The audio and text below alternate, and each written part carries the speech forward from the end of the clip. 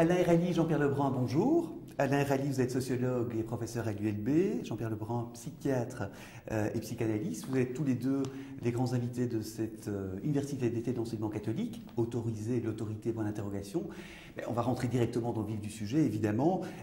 Cette autorité, est-ce qu'il faut l'autoriser? Première question peut-être à vous d'abord, Jean-Pierre Lebrun. De façon générale, faut-il l'autoriser ou la bannir de nos sociétés démocratiques? Mais écoutez, ce serait une drôle de façon de répondre que de dire qu'il faut l'autoriser parce qu'elle ne demande pas notre avis. Figurez-vous qu'en arrivant dans cette salle, j'ai vu qu'il y avait des indications avec nos noms et je me suis dit, ben voilà, j'ai déjà devant de ma tête l'autorité de devoir m'asseoir là où on me dit de m'asseoir. Donc je pense que dès qu'on est dans un monde symbolique de langage, de parole, c'est-à-dire un monde spécifiquement humain, il y a de l'autorité. Se donner le droit de l'autoriser, ça voudrait dire qu'on serait en mesure de reconnaître qu'il faut l'accepter, que c'est... Bon, en fait, nous l'acceptons. Le problème, c'est plutôt qu'est-ce qui fait que nous ne reconnaissons pas que ça fonctionne, que ça doit toujours fonctionner, qu'il n'y a pas moyen de l'empêcher, et qu'il y a des avatars et tout ce que l'on veut, mais c'est plutôt ça, je trouve, la question. Donc, ce n'est pas une question de l'autoriser, en quelque sorte. Je crois que c'est plutôt reconnaître qu'elle est là, et qu'elle nous détermine, peu, prou, que nous ne soyons pas d'accord, que nous acceptions, mais je pense que c'est une donnée qui est liée à la condition symbolique de l'être humain. Plutôt reconnaître que l'autorité est là? Oui, absolument. J'ai l'impression qu'il y a eu un grand cycle qui a commencé dans les années 50, peut-être en mai 68 plus spécifiquement, et qui a consisté à se construire contre l'autorité, à refuser, à affirmer les droits de l'individu contre ou à distance des lois du collectif et des contraintes liées à l'appartenance à des collectifs. Ce grand cycle qui a forgé les esprits, forgé les mentalités, et même qui s'est inscrit dans des idéologies. L'autorité finissant par apparaître de droite et le libertarisme de gauche. Ce grand cycle est aujourd'hui en voie d'essoufflement. Voilà. Et le succès de cette conférence, là, le nombre incroyable de gens qui sont là, montre que la question de l'autorité est redevenue centrale à mes yeux, enfin à mon avis. Et alors, pourquoi est-il nécessaire justement d'établir des relations d'autorité? On va parler de public plus particulier, par exemple entre adultes et enfants. Oui, mais l'autorité, justement, elle ne peut se fonder en fin de compte que sur une différence de place liée à cette dimension symbolique que moi j'évoquais tout à l'heure. Donc la première autorité que tout être humain rencontre, c'est celle de ceux qui l'entourent et qui sont à une place générationnelle différente. Donc c'est bien effectivement là qu'entre enfants et parents se met le premier ressort concret de l'autorité. Pour autant que ce soit reconnu comme quelque chose qui relève de l'autorité et pas seulement du pouvoir. C'est-à-dire que les parents n'ont pas à avoir de pouvoir sur l'enfant, mais ils en ont effectivement. Donc c'est déjà tout un travail dans la tête des parents que de renoncer à avoir un pouvoir sur leur enfant au profit d'une autorité, c'est-à-dire quelque chose dont l'enfant pourra un jour s'emparer à lui-même et faire son trajet avec ça dans la vie. Donc il y a déjà, rien que dans ce nœud tout à fait, dans cette scène tout à fait rudimentaire, basique, papa, maman, l'enfant, tout le problème de l'autorité est déjà là. Il est évidemment bien sûr au niveau collectif, mais il est déjà là. Vous rejoignez Jean-Pierre Lebrun là-dessus? Oui, absolument, absolument. Et même dans une famille, nous passons de... J'ai l'impression qu'un enfant passe de cette dépendance diffuse, obscure, liée à l'égard de ses puissances, qu'il n'a pas encore été capable de désigner comme ses parents, il émerge de cette dépendance et il accède à l'autorité lorsque précisément il commence à se dire c'est mon père, c'est ma mère et mon père c'est un père. C'est-à-dire que à l'instant même où il dit déjà mon père, il se réfère non pas simplement à cet individu-là, mais déjà à un père en tant que rôle dans une société donnée. Et donc il s'ouvre peu ou prou déjà à ce moment-là à une collectivité. Et donc moi, ce que j'ai cherché à défendre dans ma conférence, c'est que dire l'autorité, c'est dire le collectif. Renoncer à l'autorité, c'est renoncer fondamentalement au collectif. Je ne crois pas que nos sociétés aujourd'hui puissent décider d'abandonner le collectif comme un horizon possible pour elles. Donc, il me semble que l'autorité s'impose, mais pas, bien sûr, celle que nous avons connue. Et c'est l'objet aussi de cette conférence, c'est de s'interroger sur ces nouvelles formes d'autorité. Alors, nous parlons ici plus spécifiquement donc, de la relation d'autorité entre adultes et enfants. Comment parler de cette relation d'autorité entre adultes, donc dans le cas ici de la communauté scolaire, entre profs et parents d'élèves, par exemple? Mais entre profs et parents d'élèves, ou entre enseignants et leurs directeurs, ou entre élèves et enseignants, tout ça renvoie d'une part, je pense, à la façon dont, très le début de l'histoire de l'enfant, de chaque enfant, s'est mis en place pour lui l'accès possible à quelque chose de l'autorité. Je rejoins tout à fait ce que dit Alain Hérali. Par le biais du père, c'est tout le collectif qui entre, toute la question du collectif. Mais dans le concret alors d'une école, c'est la même façon dont on a pu intégrer, dans le bon sens du terme, cette notion d'autorité, c'est-à-dire une notion de quelque chose qui peut avoir quelque chose à me commander, entre guillemets, ou à me dire, qui tienne, qui porte, du seul nom qu'il occupe une place différente de la mienne. Les parents occupent une place différente de l'élève, l'enseignant occupe une place différente pour les parents, l'enseignant, le directeur pour l'enseignant, que sais-je. Tout ça, au fond, demande que d'une part, ils se mettent en accord avec la question du collectif, qu'il renvoie au collectif en fonction de la tâche qu'il se donne, qu'il s'est donnée, et aussi qu'il respecte que l'autre n'ait pas nécessairement la même place que la sienne. Forcément, certains parents vont... Alain Hérali l'a dit tout à l'heure dans sa conférence, leur trésor va être évidemment un peu égratigné s'il se trouve en échec scolaire, par exemple, s'il se trouve à ne pas avoir... Bon, alors, si bien sûr les parents ne réagissent que comme ce trésor égratigné, ça va à l'encontre complètement de l'enseignant qui, lui, a la tâche de veiller à ce que l'apprentissage se fasse correctement et de temps en temps doit noter, sanctionner, au sens de mettre des notes positives, négatives, que sais-je. Donc on voit bien qu'il y a un antagonisme. Si ce jeu-là ne peut pas constituer à se jouer, mais évidemment, paradoxalement, sous le prétexte de préconiser une plus grande égalité, par exemple, on va revenir à des violences plus importantes, quitte à laisser dans l'abandon de ses repères l'enfant qui lui-même va du coup s'autoriser à exercer des violences, simplement parce qu'il est en droit, quand il rentre chez lui, il a la certitude d'avoir ses parents de son côté et que l'enseignant, en contre, il est persuadé qu'il peut le mettre en brèche à partir de ce qu'il pense chez lui, par exemple. Vous craignez aussi cela, ces violences dont parle Jean-Pierre Lebrun? Là où l'autorité s'efface, la violence grandit. La violence entre les enfants, dans la cour de récré ou dans la classe. Et là, peut-être que pour un jeune enfant, la découverte de son besoin d'autorité vient de la nécessité de se protéger des autres.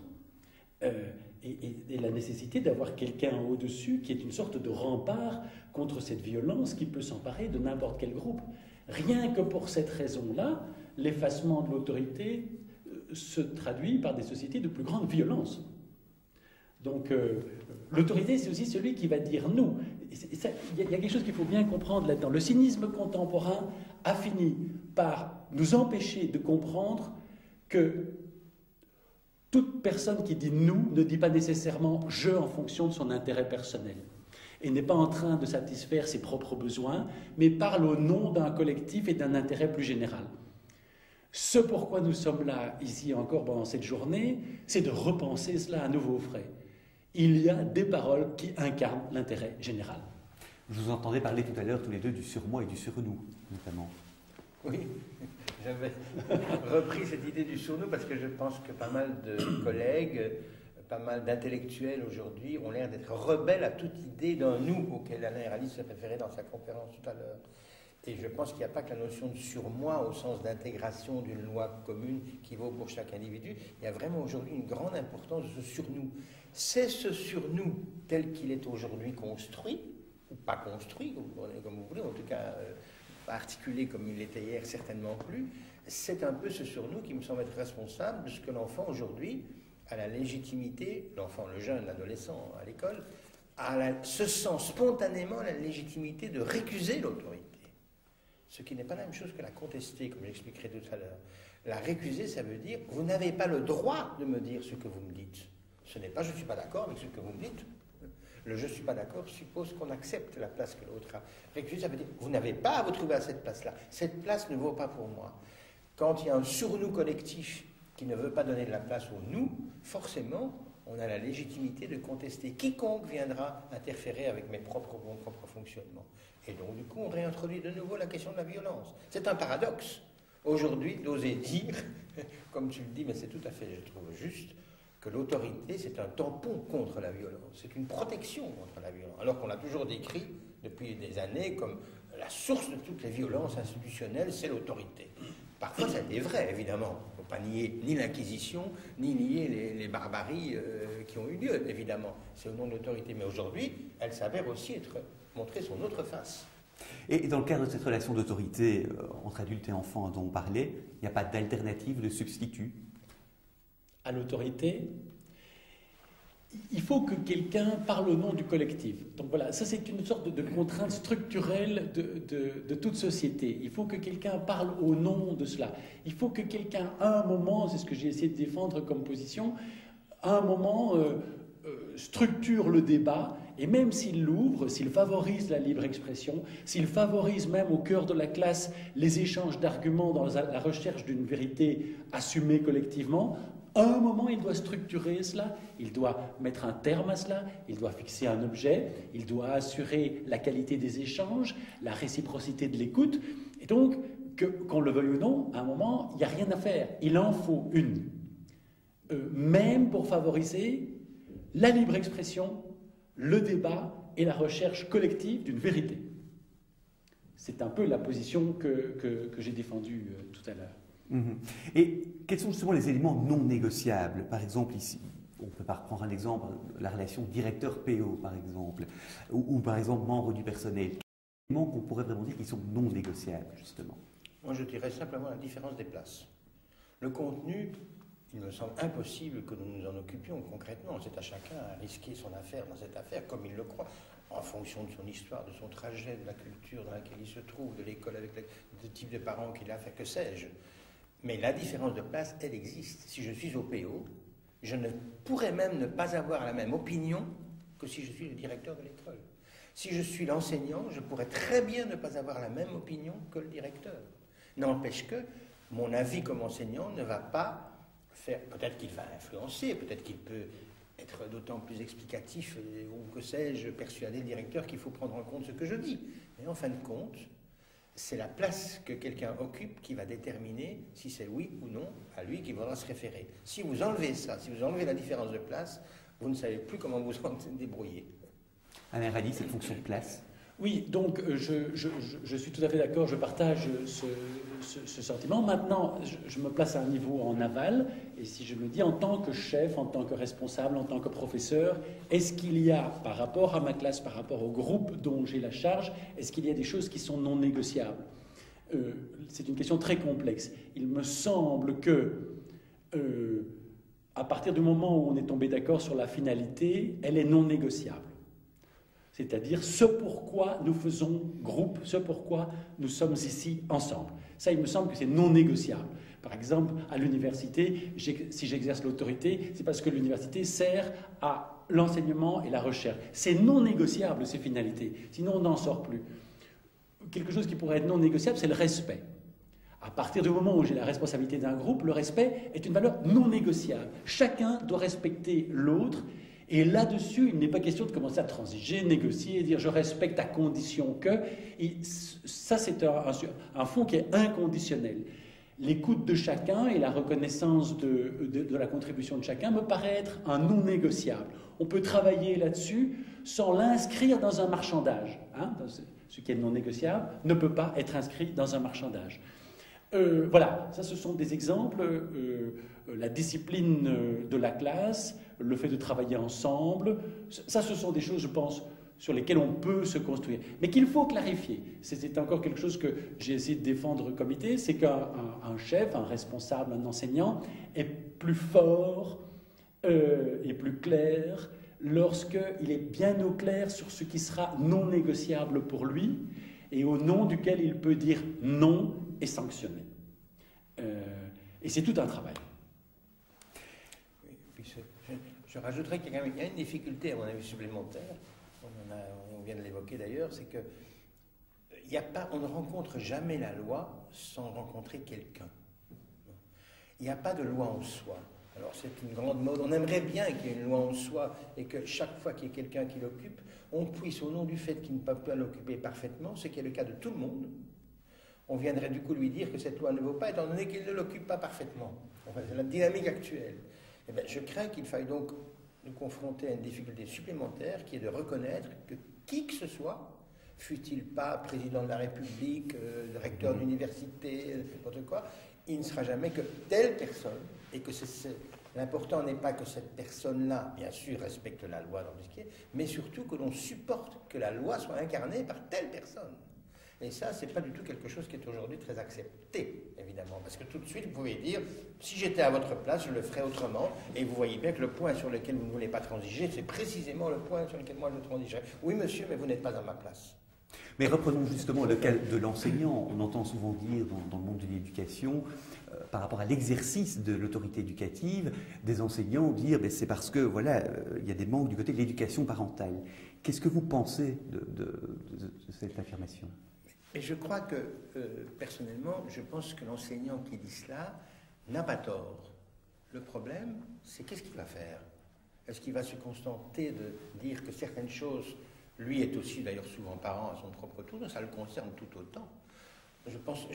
Personnellement, je m'oppose beaucoup à ce que les parents et les enseignants entrent en conflit pour la pure et simple raison que devant les transformations extrêmement importantes qui sont amenées à cause de la modernité et grâce à elle d'ailleurs, pour un espoir de voir une autorité différente, parents et enseignants se trouvent du même côté de la barrière. C'est-à-dire, il faudrait beaucoup mieux de comprendre qu'ils ont à penser ensemble des nouvelles manières d'exercer l'autorité, de ne pas tomber dans des impasses, que sais-je.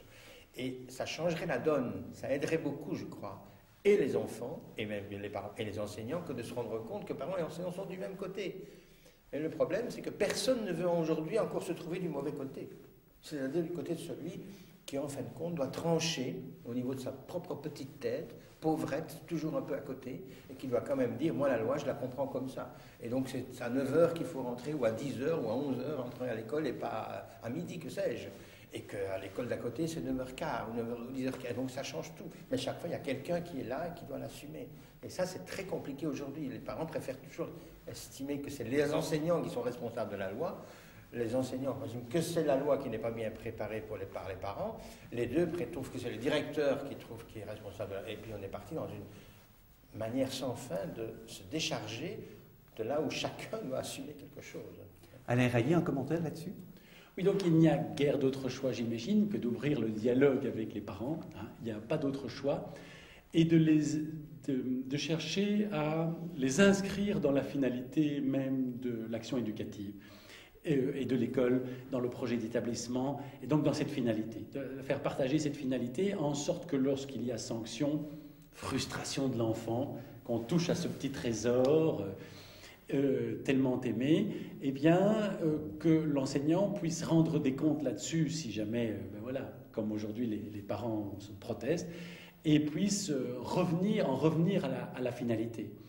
Ce qui est la crainte de certains parents, et il faut quand même oser dire que parfois c'est une crainte qui n'est pas infondée, c'est que l'enseignant sanctionne pour se venger, non pas pour, je dirais, œuvrer à la finalité même de ce pourquoi il est payé et de son rôle, mais aussi pour se venger, parce que c'est un être humain, trop humain comme les autres. Et donc il y a cette question chez les parents qui est liée à un déficit de dialogue ou à une incompréhension. Donc je crois que malgré tout, il n'y aura pas d'autre choix que d'inscrire le parent dans la finalité même de l'école. Sinon, on va voir se multiplier des recours, des provocations, des échanges agressifs qui minent pas nécessairement l'enseignant dans sa classe, mais en tout cas qui le mine au plan du caractère et de sa souffrance au boulot, quoi. Ça c'est sûr. Pour conclure, on y a déjà partiellement répondu, mais comment faire pour restaurer justement une relation d'autorité qui est déficiente entre adultes, dont on a parlé, et aussi entre adultes et enfants? Comment est-ce qu'on pourrait restaurer justement ça? Je pense qu'il faut faire des journées comme celle-ci pour les enseignants, il faut faire des moments. Oui, il n'y a pas d'autre solution que de travailler à cette question collectivement aujourd'hui. Je pense que c'est vrai, ça ne se restaurera. D'ailleurs, espérons-le, que ça ne doive pas en finir à force de ne pas être pris en compte, qu'on soit contraint de restaurer des modalités fortes pour essayer quand même d'en sortir. Ce n'est pas ce que je crois y souhaiter, ni sûrement pas par l'un ni par moi-même. Mais néanmoins, si nous ne réglons pas les questions qui se posent, on va finir par nous mettre dans des situations intenables. On ne va pas évoquer la chère Belgique, mais enfin on l'a évoquée, mais elle est un peu un exemple de ce que la question de l'autorité a systématiquement été gommée, escamotée, effacée. Et donc à un moment donné, on se retrouve avec plein d'instances dont on ne sait plus très bien laquelle fait autorité sur l'autre. Et donc au total, nous sommes dans une impasse qui est mondialement connue aujourd'hui. Je pense qu'il y a quelque chose comme ça. Donc la restaurer ne va que passer par une mise au travail extrêmement fine, parce qu'elle touche à la fois, à mon avis, à des problèmes de société, sociologiques, tout ce que vous voulez, anthropologiques, et aussi des problèmes d'intimité psychique. Tout à fait. C'est-à-dire que nous avons malheureusement, je crains, si je puis me permettre, un fossé de 40 ans de gens qui ont été formés avec cet espoir-là. Et c'est un espoir qui est déçu, qui va être déçu. C'est pas possible de s'en sortir sans autorité. On peut s'en sortir avec une autre autorité que celle d'hier, mais pas sans autorité. Et donc ce travail-là est à faire. Il est à faire. Il n'est pas fait. Alain Rally, un tout petit mot de conclusion? Oui, donc la question aujourd'hui dans notre modernité, c'est au nom de quoi puis-je exercer mon pouvoir? Au nom de quoi puis-je obliger ou interdire ou sanctionner? Au nom de quoi? Alors c'est une question qui ne se posait même pas voici 100 ans, tellement elle était évidente. Aujourd'hui, elle est devenue tellement brouillée qu'il y a des gens qui reculent devant même le fait d'apporter une réponse à la question. Je crois que le grand travail consiste aujourd'hui à reposer cette question à nouveau frais et à la reposer en même temps qu'on peut se poser une deuxième question, c'est celle de la représentation du collectif. Qui sommes-nous et qui peut dire nous aujourd'hui? Que voulons-nous comme groupe humain, comme société? Voilà. Et on ne fera pas l'économie du collectif dans cette réinvention de l'autorité. Merci à tous les deux pour ces entretiens.